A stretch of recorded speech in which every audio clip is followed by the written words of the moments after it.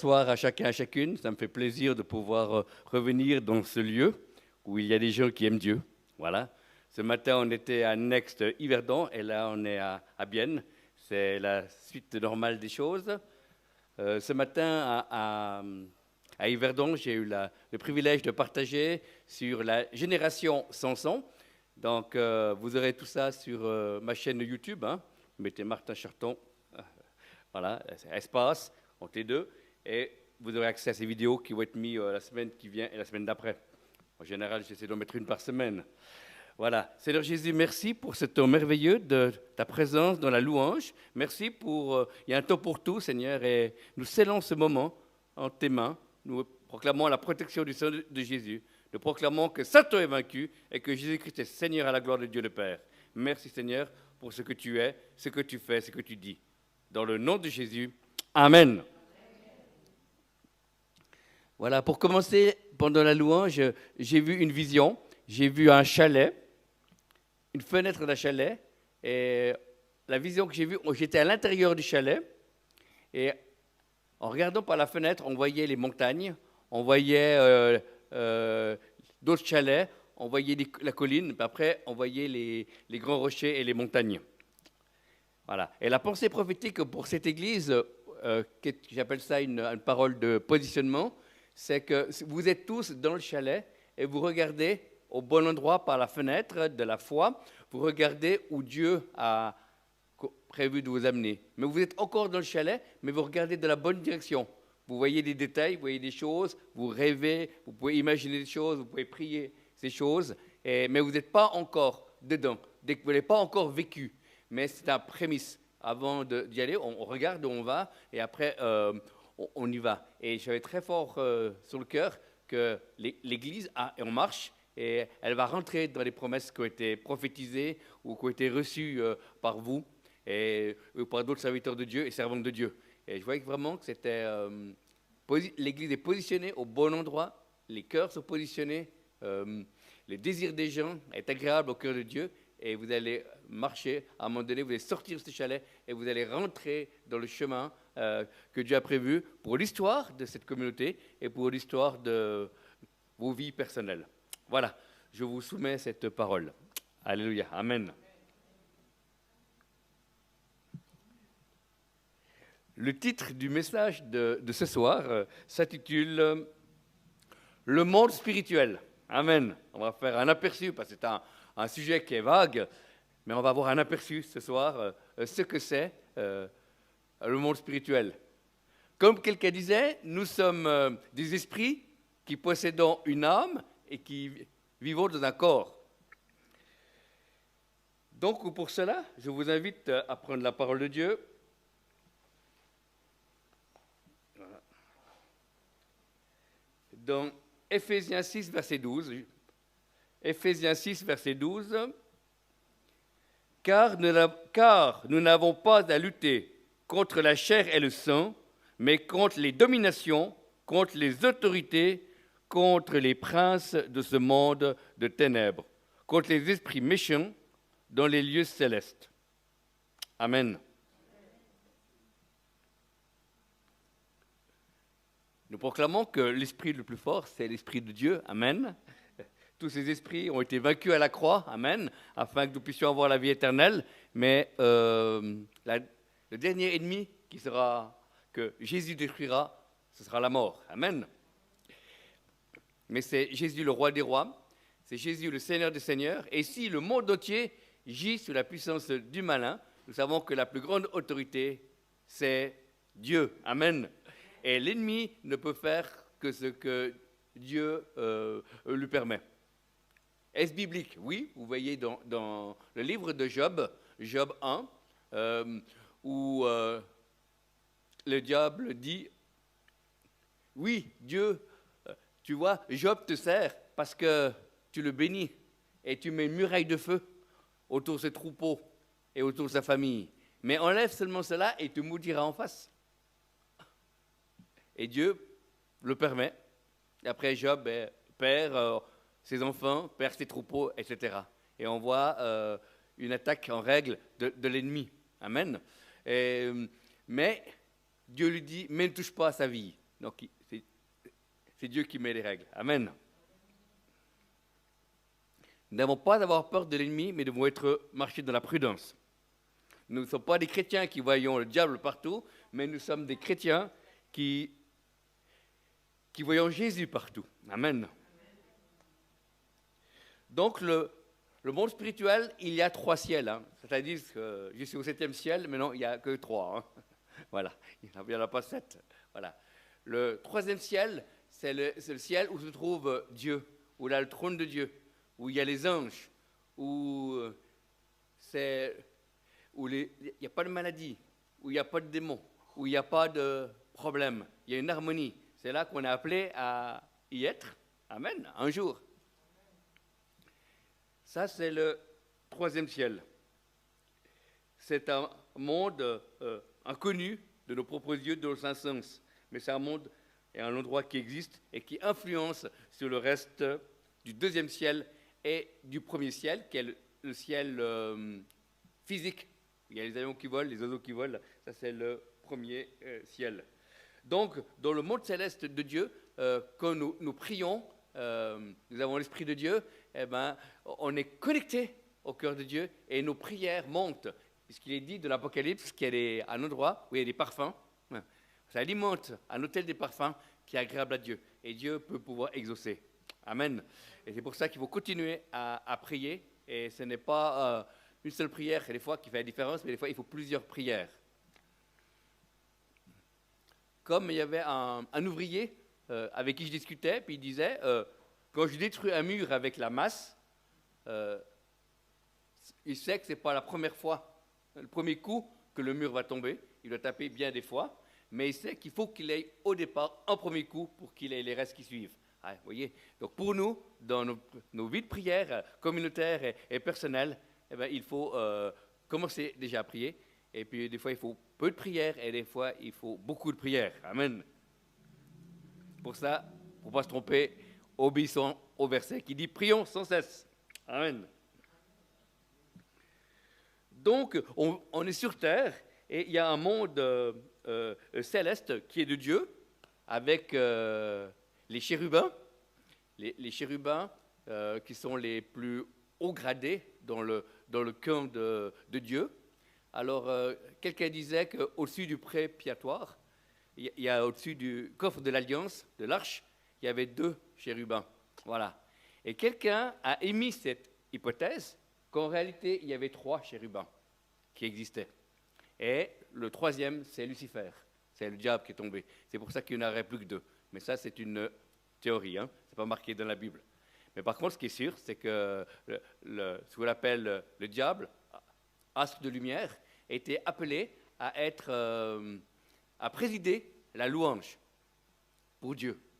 Et il était magnifique. Hein. Ce n'est pas une créature crochue avec des cornes, non, pas du tout. C'est quelqu'un, un être magnifique. Voilà. Et il était créé comme vous et moi, avec une volonté, le libre arbitre. Voilà. Et à un moment donné, il a dit, je monterai plus haut, je mettrai mon trône au-dessus de Dieu, et Dieu l'a précipité. Et c'est pour ça qu'il y a eu la tiers des anges qui l'ont accompagné.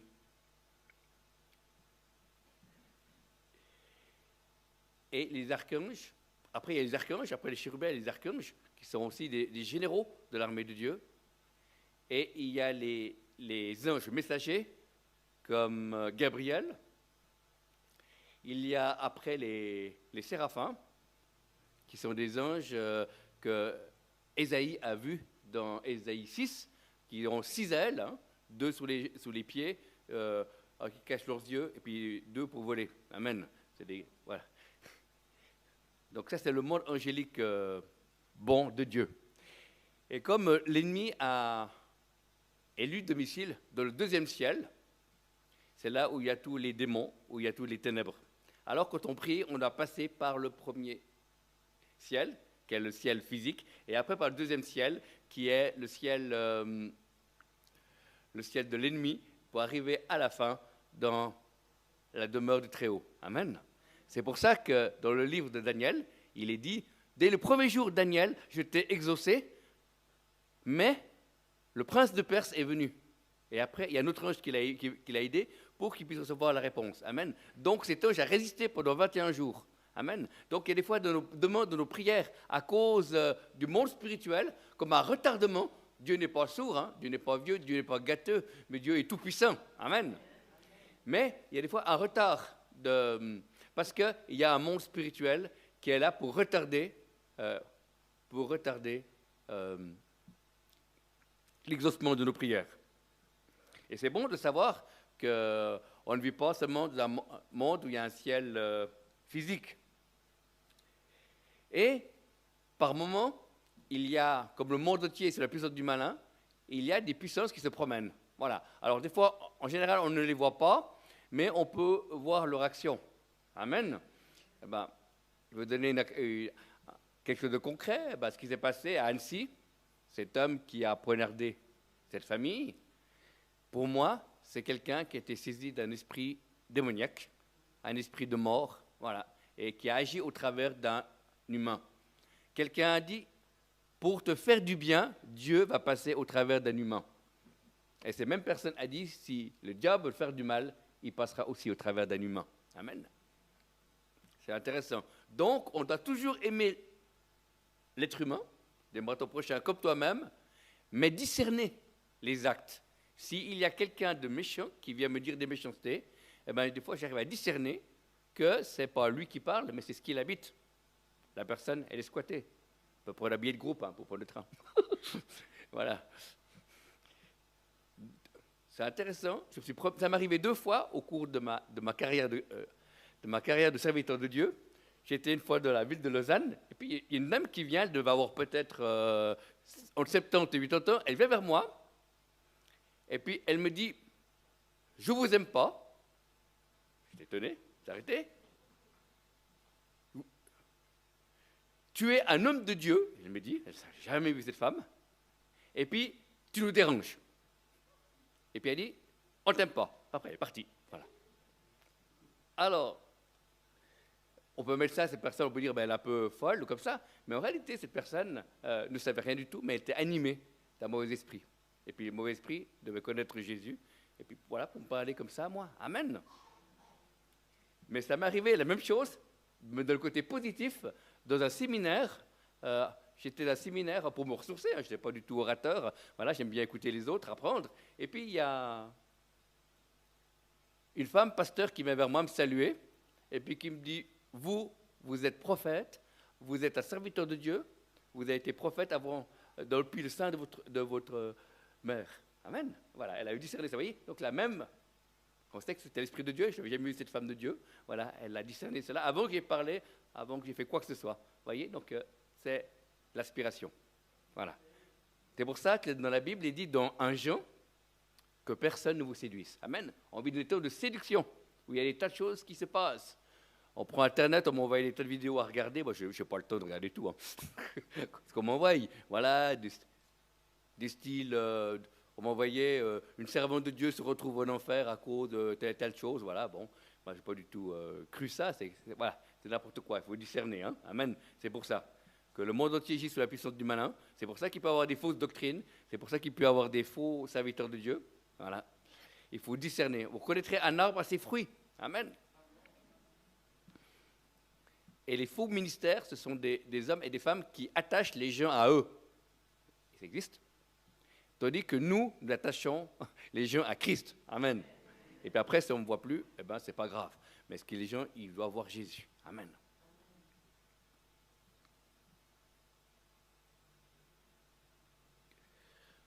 Le monde spirituel peut aussi bien agir au travers des animaux. Amen. Au cours de ma carrière, j'étais attaqué par un chien sur un quai de gare en Suisse. Il y avait une personne qui avait un chien, pas un grand, hein, c'était pas un Doberman, hein, c'était entre le caniche et puis le cocker. Voilà. Voilà. C'était un chien qui était blanc, je me souviendrai. Et puis, il n'était pas attaché. Puis, il jouait avec son maître au bout du quai. Et puis, je suis arrivé pour prendre mon train. J'attendais comme les autres passagers. Et tout d'un coup, le chien m'a vu, puis il a fait... Puis il a foncé vers moi, il a aboyé très fort, et puis le maître a essayé de l'appeler, et puis il n'a pas obéi, le chien. Et puis moi, j'ai dit, la salle d'attente est assez loin, même si je cours, je suis encore jeune, le chien, il est plus rapide. Alors, il était embêté là. Et tout d'un coup, je dis, Seigneur, qu'est-ce que je fais? Et tout d'un coup, le Seigneur me dit, loue-moi. Bon, j'ai dit, si je me plante, je vais me faire mordre par un chien. Voilà, bon. Alors, j'ai fait ce que je sur le moment, et j'ai commencé à louer Dieu, un cantique qu'on m'a chanté ce soir, amen. Voilà, je l'ai chanté moyennement fort, hein, pas tout le qui a attendu, mais voilà. Et j'ai commencé à chanter, et puis j'ai vu le chien qui arrivait, et j'ai dit, Seigneur, je viens vers toi maintenant. Et qu'est-ce qui s'est passé? Eh bien, quand le chien arrivait à la hauteur du pupitre, là, du lutrin, il s'est arrêté, il a fait... Et il a fait demi-tour et il est parti. Voilà. Alors mes copains disent, c'est parce que tu jetais tellement faux que le chien a eu peur. Mais moi je dirais plutôt que le chien était habité. Voilà. Et le fait d'avoir loué Dieu, quand on loue Dieu, hein, chaque fois que tu loues, que tu pries, l'enfer tremble de peur. Amen. Voilà. Voilà. Donc vous pouvez voir deux actions où les animaux peuvent être utilisés par l'ennemi ou bien par Dieu. La preuve, Jonas avec la baleine. Avec la baleine. Au moment où il est tombé dans l'eau, ça c'est le temps de Dieu extraordinaire, hein, la baleine est arrivée. Et puis Jonas, dans le ventre de la baleine, il a dit, c'est assez. Après il s'est repenti, après il a été vomi. Il a vomi sur la plage et il a pu amener le message à Ninive. Voilà. Donc c'est intéressant de voir que ce combat entre le monde des ténèbres et le monde de Dieu, c'est quelque chose qui est réel. J'aime beaucoup ce que disait un homme de Dieu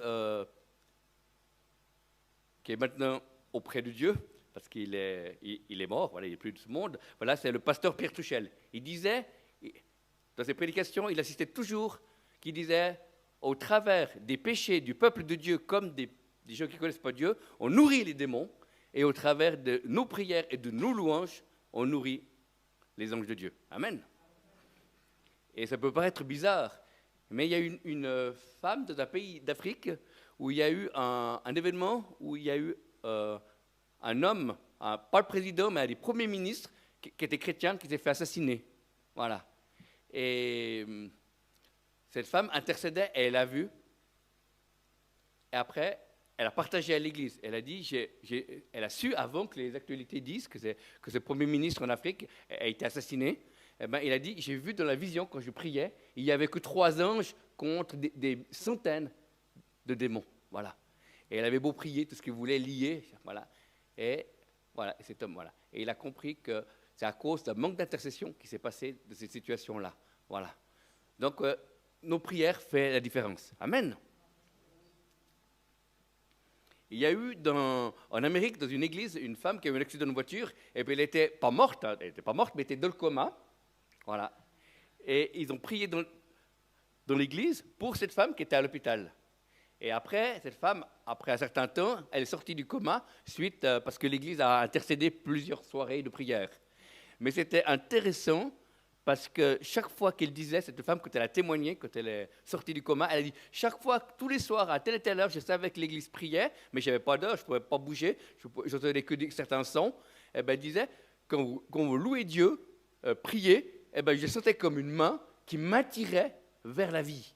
Et quand ça s'arrêtait, ben, je sentais une main, comme une autre main qui me tirait vers les ténèbres. Voilà, c'est intéressant qu'il y avait comme une dispute de montre spirituelle. Voilà. Et finalement, elle est sortie. Amen. Voilà. Donc c'est intéressant de pouvoir être conscient que quand on a beau vivre au monde de l'électronique, voilà, mais les démons sont toujours là. Amen. Les démons qui ont été chassés, ben, c'est leur job, hein, de se faire chasser. Hein, voilà. Par nous, les enfants de Dieu. Et c'est pour cela qu'il faut penser que parfois, il y a des difficultés. Vous savez qu'il existe des esprits d'accident. Amen. Voilà, parce que des fois, on dit, il n'y a aucune raison. Qu'est-ce qui s'est passé? Il y a eu un accident. Voilà. Et c'est un frère intercesseur africain avec qui j'ai discuté, il m'a dit, il y a des esprits d'accident. Au début, j'ai souri, puis après, j'ai dit, il a raison. Et des fois, au travail, comme moi, je suis à mi-temps de ministère, quand je dois faire un travail un peu dangereux, je me mets à lier les esprits d'accident. Et puis, j'ai pas eu d'accident. Amen. Voilà. Alors, je ne fais pas ça tous les 5 minutes de ma vie. Hein. C'est si je fais quelque chose de un peu dangereux que je le fais. Amen. Et là, j'ai compris qu'il y avait quelque chose. Quand j'étais nouveau converti, j'ai découvert cette autorité qu'on avait quand j'ai fait de l'évangélisation. Il y avait un couple qui se sont disputés. Voilà. Et on peut disputer pour n'importe quelle raison, mais là, c'était spirituel. Et puis, ils étaient à peu près à la même distance que vous et notre frère. Et j'ai dit, je lis tout esprit de colère. C'est comme ça. Puis, ça s'est éteint, comme si une bougie, on avait soufflé sur une bougie, et les choses ont pu disputer. Et j'ai pu témoigner. Ils n'ont pas accepté Jésus, mais ils ont au moins entendu le témoignage. Voilà. Amen. Et il y a des fois, des moments où il y a le monde spirituel qui se met en marche, soit pour embêter les gens, soit pour aider les gens. Amen. Il y a de certains pubs ou certains endroits, moi je sens le monde des ténèbres, c'est là. Voilà. C'est comme ça. À côté des mosquées, quand on était en vacances, une fois, voilà. Eh ben, je pouvais vivre là-bas, mais chaque fois que je passais à côté des mosquées, j'avais de la migraine. Amen. Voilà. Parce que l'Esprit de Dieu ne pouvait pas supporter ce qui n'était pas de Dieu. Et ça m'est arrivé qu'une fois où je me suis fait attaquer par un esprit de tristesse. Moi qui suis d'habitude toujours joyeux. Souvent. Voilà, je me promenais dans la rue en bas vers Lausanne, au bord du lac. Et j'étais en train de réfléchir et j'étais de la joie parce que je devais retrouver une équipe de jeunes. C'était avant que je sois marié. Et j'étais content d'aller faire des grillades au bord du lac. Et tout d'un coup, en marchant, tout d'un coup, il y a un esprit qui arrive sur moi. J'ai rien vu. Et c'était comme si quelqu'un me jetait un manteau autour de moi. Et d'un coup, paf, la tristesse, le poids, comme un début de dépression. Et j'ai dit, non, qu'est-ce qui m'arrive? J'ai eu quelques 2-3 secondes. Après, j'ai compris que c'était spirituel. J'ai dit, au nom de Jésus, je refuse cela. Et puis, même fois, pouf, ce manteau est tombé par terre et j'ai pu retrouver ma joie. Amen. La même qu'il y a aujourd'hui. Amen. Voilà. Donc, il y a des fois, il faut résister au malin, dit la Bible. Hein. Soumettez-vous à Dieu et résistez au diable. Amen. Pas comme certains qui se soumettent au malin et qui résistent à Dieu. Mais pour le contraire. Hein. Amen. Mais savoir qu'il y a un monde spirituel, ça nous aide dans certaines choses. Il y a des chrétiens qui ont prié à un endroit en Suisse romande où il y avait beaucoup d'accidents de voiture, les fameux ronds-points là. Hein. Voilà. Et ils ont été, je crois, à 2 ou 3 chrétiens qui ont prié, et depuis ce jour-là, il n'y a plus d'accidents. À cet endroit-là, il n'y a pas d'accidents dans la route, mais à l'endroit même où il y avait souvent des accidents, eh ben, il n'y a plus.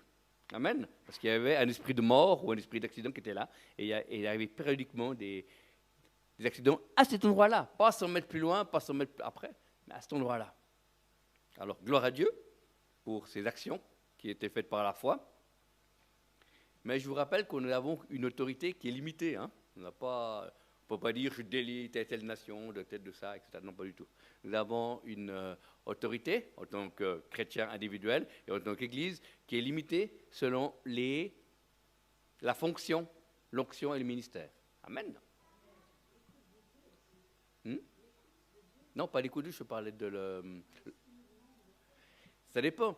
Voilà. Donc, c'est-à-dire qu'on est tous appelés à faire du combat spirituel, on est tous appelés à chasser des bébés démons. Hein. Amen.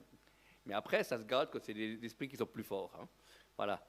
Justement, ce même pasteur Pertuchel expliquait que depuis qu'il avait rentré dans un nouveau degré de sanctification, après un jeûne de 40 jours, il a découvert qu'il pouvait chasser des démons de plus grande catégorie qu'avant. Amen.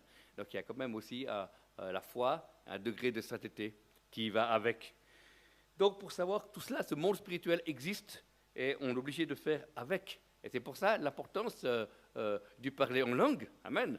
Voilà. Souvent, moi, je parle en langue à mi-voix, et dans l'église ou hors de l'église. Et c'est pour ça que ça me connecte déjà à être avec Dieu. mais également ça me permet de pouvoir purifier un peu mes pensées, ça me permet de pouvoir être attiré par les choses de Dieu, parce que les choses du monde, ou pas forcément des choses ténébreuses, mais les choses du monde, on perd simplement notre temps, peut facilement nous attirer. Amen. Et en parlant en langue, on a au moins le choix de dire oui à cela ou non. Voilà. On est libre en tant qu'enfant de Dieu. On n'est plus esclave de la peur, on est enfant de Dieu, comme dit le chant.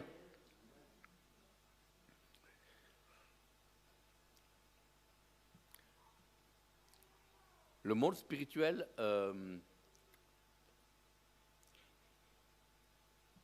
il y a des maladies qui sont dues à des problèmes physiques ou génétiques, mais il y a d'autres maladies qui sont dues au monde démoniaque.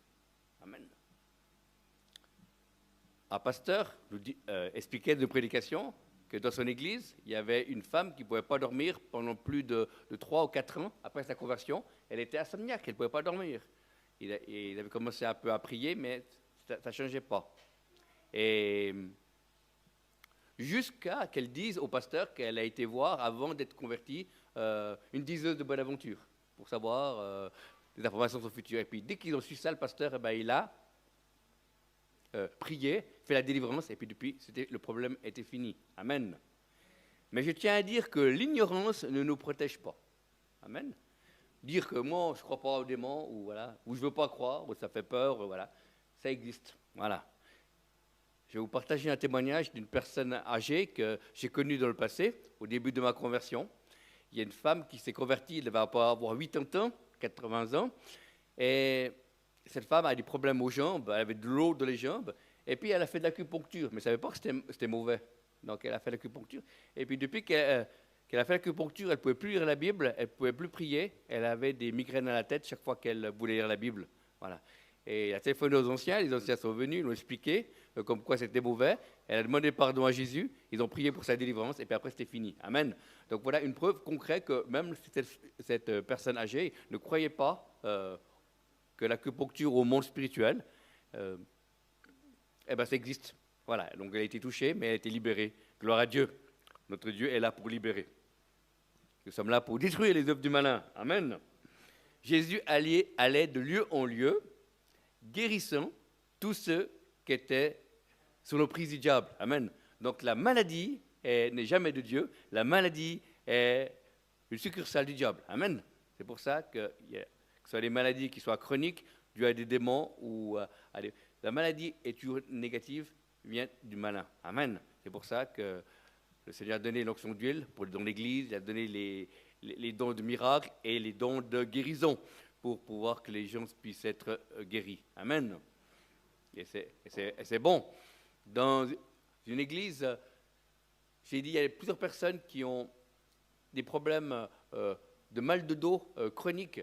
Et je sais que c'est maintenant le jour de la guérison. Et j'ai prié et plusieurs personnes ont été guéries. Je ne sais pas tous, mais plusieurs personnes ont été guéries. Mais gloire à Dieu. Le Seigneur guérit toujours, il est le même hier, aujourd'hui et éternellement.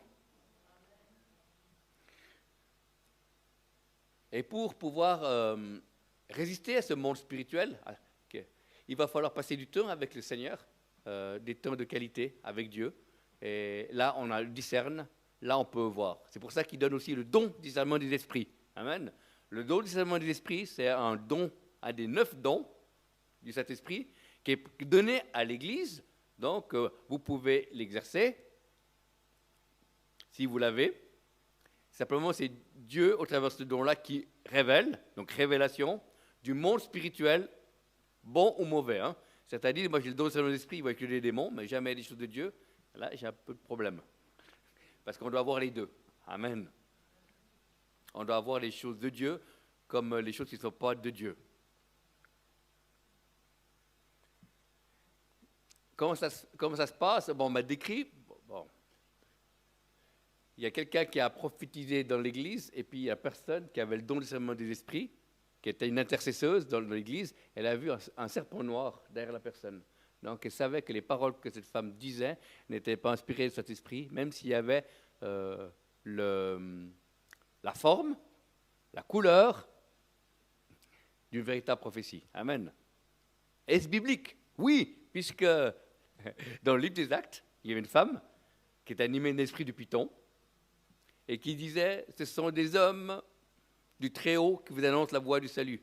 Après, Paul est lui mort, et il a chassé le démon, et puis à part ça, il n'a plus, vous voyez.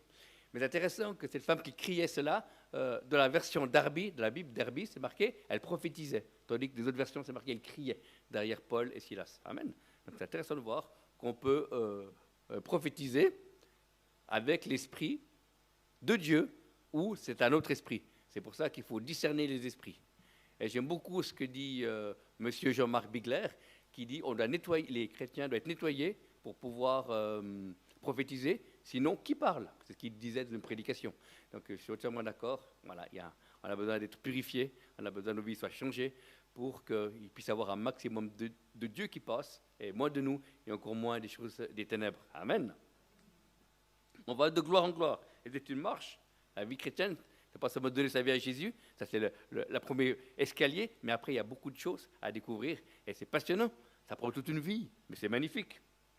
Et on est en marche vers Dieu, bien sûr, mais on est aussi en marche de ce qu'il a prévu pour chacune de nos vies, parce que nos vies, à la fois, elles sont personnelles et communautaires. Amen.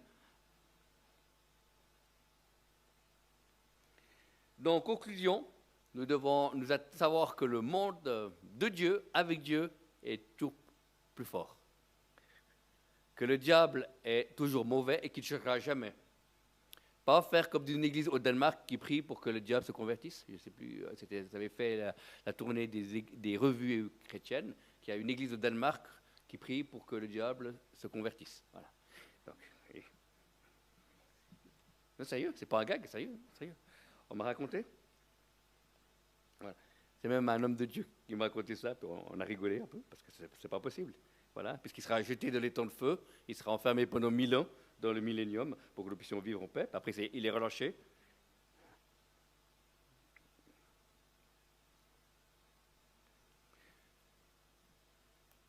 Nous devons mettre nos vies sous le sang de Jésus. Amen. Le sang de Jésus nous purifie de tout péché. Nous devons, dès que Dieu nous montre des péchés à confesser et à abandonner, parce que c'est ça le problème de certains chrétiens, ils confessent mais ils n'abandonnent pas. Donc on retrouve les mêmes problèmes. Donc, parce que la Bible dit, si nous confessons nos péchés, il nous purifie de toute iniquité. Amen. Mais il y a également abandonner. Il faut abandonner les choses mauvaises pour pouvoir garder la présence de Dieu. Amen. Donc, c'est une aventure qui est passionnante, mais savoir qu'il y a des fois des influences qui sont là. Il y a des fois, la nuit, parfois, je dors moins bien, parce qu'il y a aussi des présences ténébreuses qui sont là. Donc, c'est bien aussi de pouvoir mettre notre sommeil sous le sang de Jésus. Amen. Et puis proclamer le psaume 3, verset 6, « Je me couche et je m'endors, car l'Éternel est ma force. » Amen. Voilà. Et pour conclure, je dirais, il y a même des personnes... comment ça se fait que certains chrétiens ont eu des mauvais esprits après leur conversion? Voilà. Il y a beaucoup de théories, mais disons que les choses les plus sûres pour moi, que si quelqu'un, un chrétien ou chrétienne, attrape un mauvais esprit, c'est par l'avortement. Il y a un esprit de mort qui vient, si quelqu'un commet un avortement. Par les relations sexuelles hors mariage, puisqu'il est dit que deux personnes viendront une. Donc si vous avez des relations hors mariage, eh ben, ça fait partage de connexion avec la personne qui est... Voilà. Et vous rattrapez tout ce qui est mauvais aussi. Et aussi par certains péchés graves, comme l'alcoolisme ou autres. Amen. Donc c'est intéressant de voir qu'il faut examiner nos vies, pas rechercher le mal, mais voir s'il y a quelque chose qui nous freine. Parce qu'il y a beaucoup de personnes qui disent « délivrez-moi parce que j'ai un mauvais esprit », puis ils n'ont rien du tout. Puis d'autres, ils auraient besoin d'être délivrés, mais ils ne disent pas. Voilà, des gens qui ont des accidents toutes les semaines, ou des gens qui ont des échecs à certains moments, plus que la norme. Voilà, c'est dû à des mauvais esprits. Alléluia. Seigneur, merci pour ce temps de partage. C'est vraiment un sujet passionnant et vaste, mais je crois que j'ai donné un aperçu, Seigneur, que tu as permis dans les temps qui m'étaient impartis ce soir. Et je prie que pour chacun d'entre nous, nous ne puissions pas avoir peur du monde spirituel, de Dieu ou pas de Dieu, mais que nous puissions être prudents et discerner. La Bible nous appelle à discerner, à examiner, à recevoir, Seigneur. Alors merci dans nos marches en tant qu'Église, en tant que groupe de prière, en tant qu'Église de maison, en tant que serviteurs et servantes de Dieu, en tant qu'enfants de Dieu, nous puissions discerner les choses qui viennent de toi. soit directement avec toi, ou soit dans la vie d'église, dans la vie quotidienne, voilà, afin que nous puissions prendre position ou demander de l'aide. Merci Seigneur. Je bénis mes frères et mes sœurs dans le nom de Jésus. Et je prie que s'il y a des personnes ici qui ont besoin de délivrance ou de guérison, qu'ils puissent recevoir leur guérison et leur délivrance dans le nom de Jésus, Seigneur. Alléluia. Et tu touches également ce soir tous les corps qui sont malades dans le nom de Jésus. Je prends autorité sur la maladie et je lie et je chasse tout esprit de maladie dans le nom de Jésus. Je proclame que par les meurtrissures de Jésus, vous êtes guéris. Nous brisons toute souffrance dans le nom de Jésus. La Bible dit dans Jean, si l'esprit qui a ressuscité Jésus-Christ entre les morts habite votre corps, il donnera la vie à votre être entier. Recevez la guérison dans votre corps dans le nom de Jésus. Et que la paix de Dieu, qui surpasse toute intelligence, puisse garder vos cœurs et vos pensées en Jésus-Christ. Dans le nom de Jésus. Amen et Amen. Alléluia. Merci Seigneur.